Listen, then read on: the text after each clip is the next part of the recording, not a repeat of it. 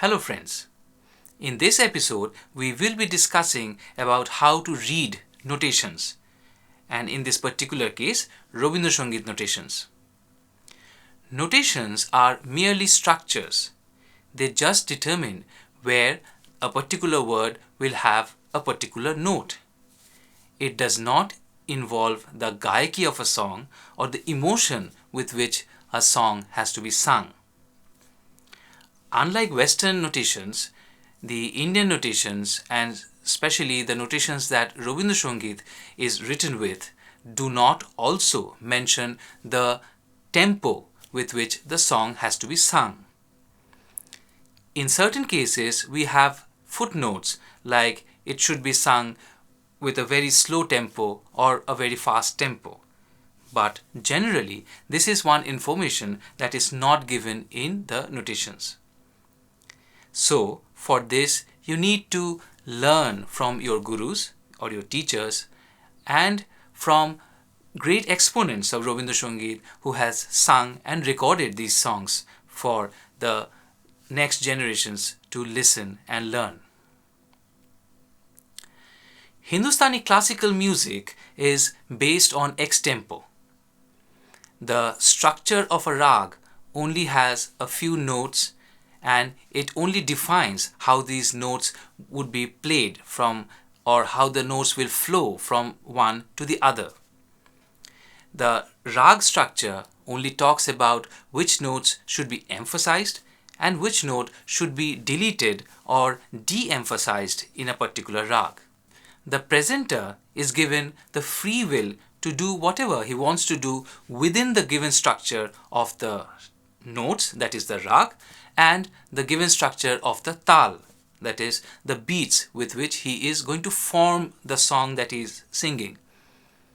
So, say for example, a particular rag like Yaman will be quite different from another artist who is singing the same rag, maybe with the same tal. The two performances will differ in a number of ways, not only in terms of quality, but in terms of content and in the way the Yaman rag is sung. This is also the reason why we have different gharanas in Hindustani classical music, because the style of singing here also forms an important part in Hindustani classical music. Rabindranath was very conscious about this fact and about this drawback, that he considered this to be a drawback in the Hindustani classical form. He always knew that the singer is given the most important role in Hindustani classical music, while the composer takes the back seat. Rabindranath wanted to survive and live amongst the hearts of millions as a composer and as a poet. So, to preserve the tunes that he developed and composed, he also wanted to write and record the songs in the form of notations. So, Rabindranath was very conscious and he employed a number of people to write the notations on his behalf. Rabindranath never would write the notations himself. He would request other people to write the notations for him, and he will monitor and finally certify that this is the song that he desired to compose and it is according to what he wanted to make. Some of the famous notation writers of Rabindra Sangeet are Dinendranath Thakur or Dinu Thakur, Anadi Kumar Dostidar, Shailajaranjan Mojumdar, and later Shantidev Ghosh, among the most important people who wrote for Tagore and got it certified by Tagore himself. And once he was satisfied, he used to let other people follow the notation, and later it was published in different magazines and later as notation books printed and published by Vishwabharati. Some of the notation books were published much later. some songs which were discovered later, maybe some notations which were preserved by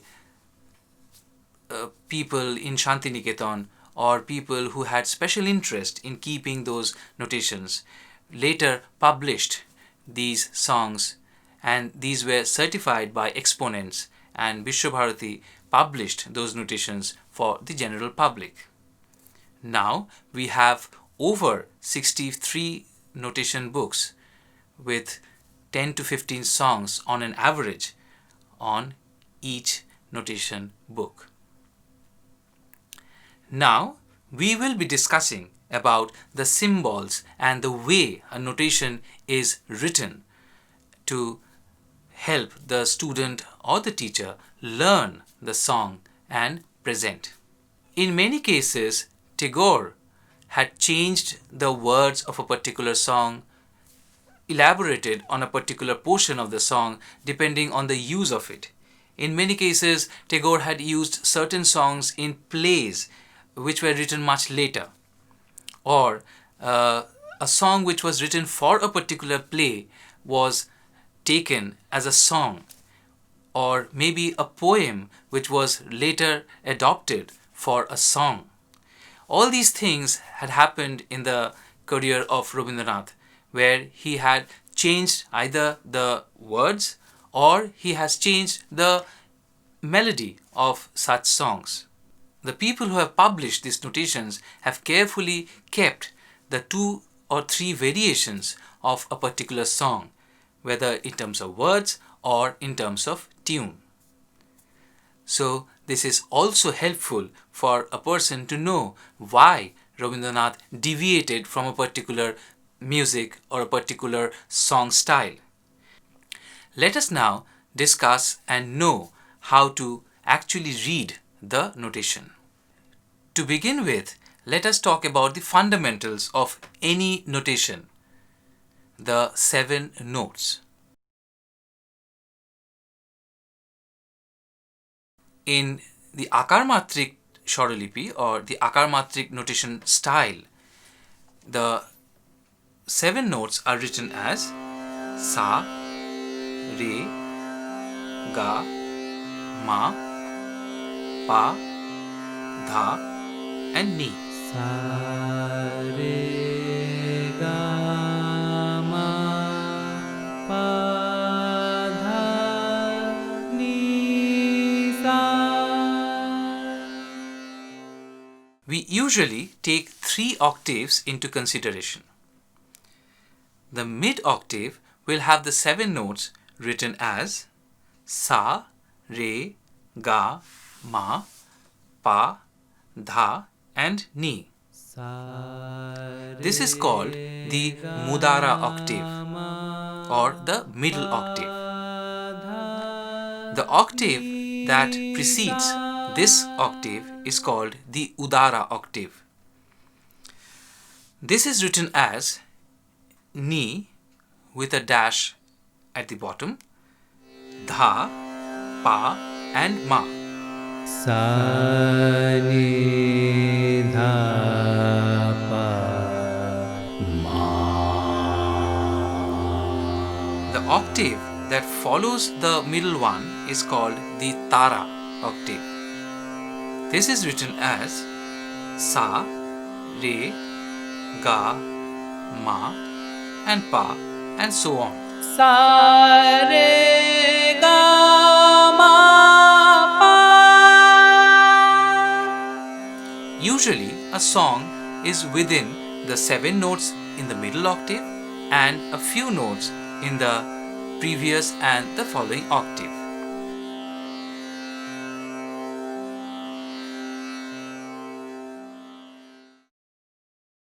These notes are called the Shuddh Swars. In between, there are Komal and Tivra Swars. For example, in between Sa and Re, we have Komal Re and is written as Re. Sa, Re. Similarly, we have Komal Ga like this, Sa, Ga, Korima or Tivra Ma, written like this. sa ma Komal Dha, written like this. sa dha And Komal Ni, written like this. sa ni The Hindustani classical music has got the 7 basic notes and the Komal and the Tivra notes, which are 5 more. So we have 12 notes. In Western classical music, we also have the same kind of notes, which is 12. But in Hindustani classical music, we have another set of Oti Komal and Anukomal notes. These are notes which are placed in between the basic and the Komal notes. Anukomal notes, as I said, is something that is placed between the Shuddha Swar and the Komal Swar.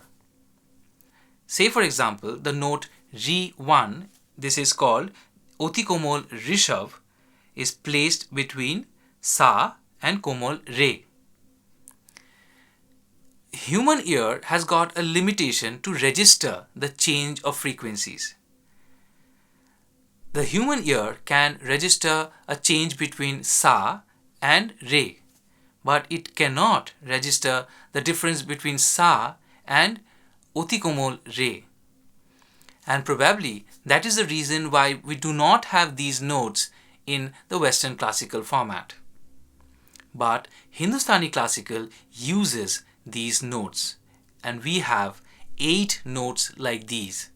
Re1 is called the Oti Komal Rishav and is written as this and is placed between Sa and Komal Re. Similarly, we have Oti Komal Gandhar, Dhoibad and Nishad.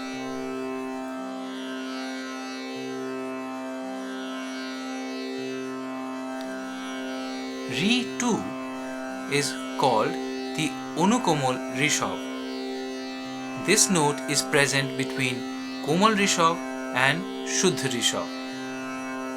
Similarly, we have Anukomal Gandhar, Dhoibad and Nishad. Now, let us look at a typical notation. Let us take the example of the song Phul Bole Dhonyo Ami Matir Pore. The notation will look something like this. Let us now start reading the notation. First, let us look at the tal and its division. The tal here is Kaharba, which has 8 beats, 1 tal and 1 khali. A full tal is defined with this symbol. When the song starts, it has this and is called the Jugal Dando. The inner divisions of a tal is given by this symbol.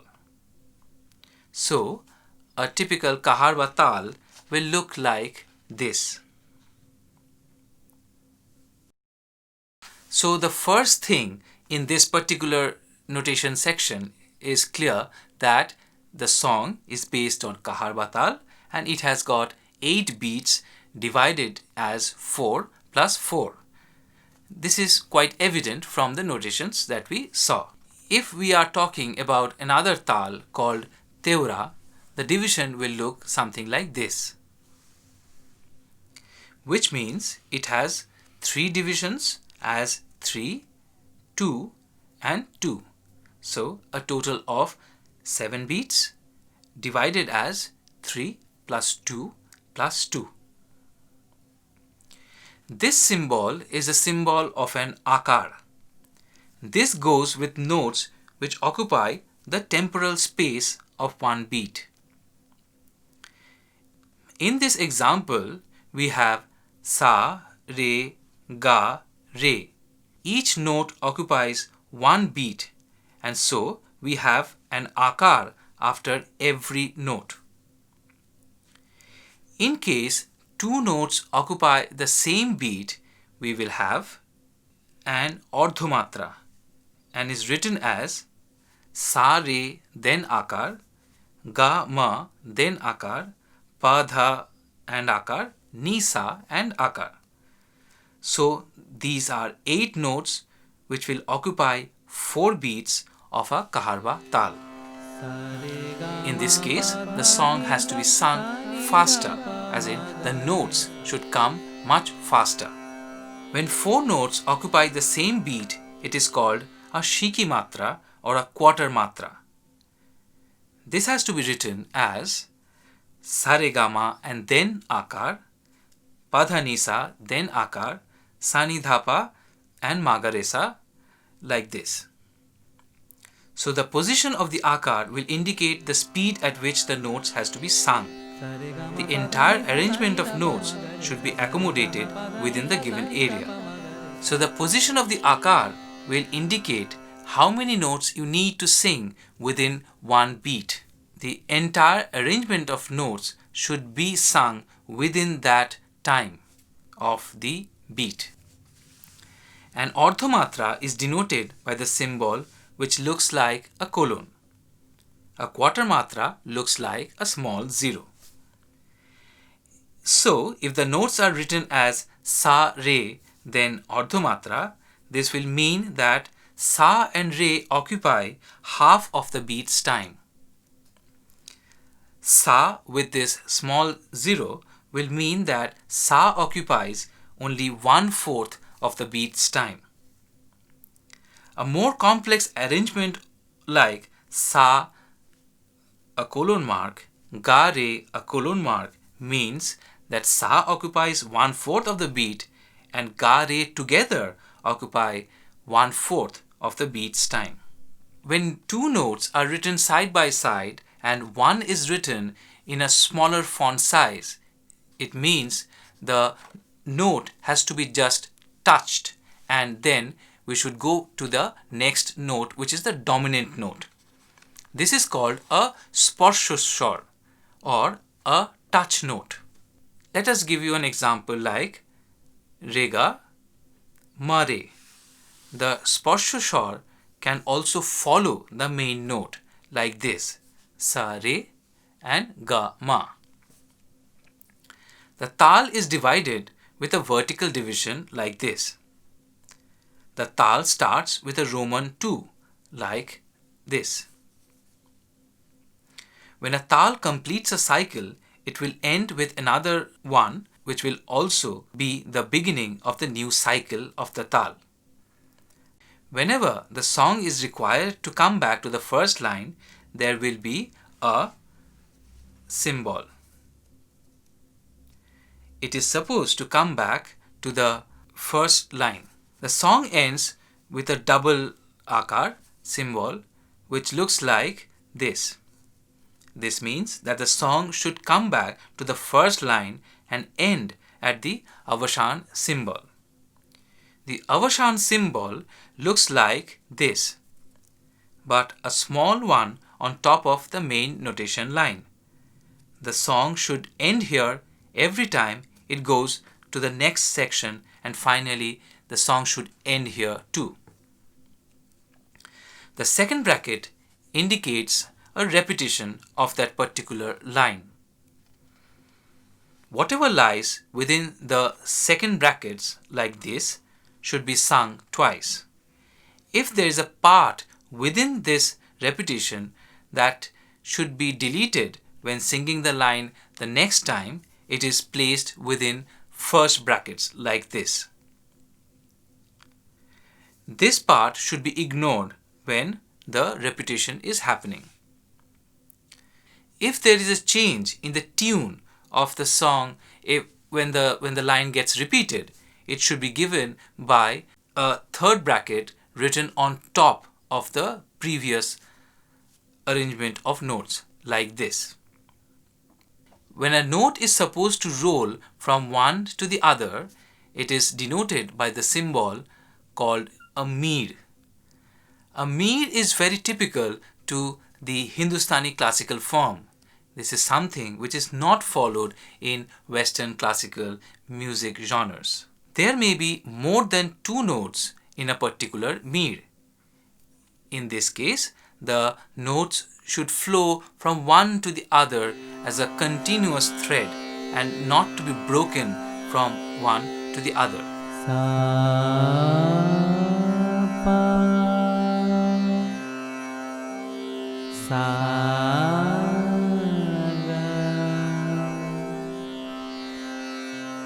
Apart from these, where the composer talks about the notes to be used for the particular words or particular portions of the words, the repetition, the change of tunes, etc., the composer also in this case mentions the pronunciations that a song should have. For example, in Bengali, if we consider the word Aji bijon ghore nishith rate, this can be pronounced quite rightly in the way Aji bijono ghore nishitho rate. So bijon and bijono in Bengali means the same thing. But when somebody is singing the song, bijono and bijon may not be the same thing. So in this case, the composer can write his own preference for a particular pronunciation of a particular word. In the notation, for this particular example, it is written Aji bijon ghare nishith rate. So the word has got Aji bijon ghare with a dash under bijon, which means it should be pronounced bijon, and nishith has got a dash which should be pronounced as nishith rate. If these symbols are not present, then the singer should sing it as Aji bijono ghare nishitho rate. When there aren't any word under the notes, it has to be filled with small zero signs like these, which mean that the last pronounced letter should be continued. If the notes also does not vary and stay at the same one, it is denoted by a vertical line with a hyphen before it. When there are no words but the notes change, then the hyphen should be placed before every note. Regarding pronunciations, there is another point that also has to be mentioned. Especially the pronunciations of, say, for example, a word like obala. Here, obala is pronounced as, the word A is pronounced as a, obala. So, boy ekar is pronounced as obala. But the same ekar on another word, say for example, monet, here is pronounced as a. So the same symbol is used as a and a. In Rabindra Sangeet notation, to be very particular about these pronunciations, the notation is written as, in case I need a, as in obala, I would write this as this with the horizontal mark on top of it or the akar on top of it. And in case of monet, I will write this without the akar on the top like this. So no one can pronounce it as monet. It would be pronounced as monet. This is how pronunciations are also taken care of in Rabindra Sangeet notation. I hope with this knowledge you will be able to read any notation of any song in Rabindra Sangeet. The speed of notation writing will depend on how easily you can go to the tunes with or without a reference of another instrument, and it will take some time for you to do that. So I really hope that this knowledge will help in learning more and more Rabindra Sangeet even without a teacher.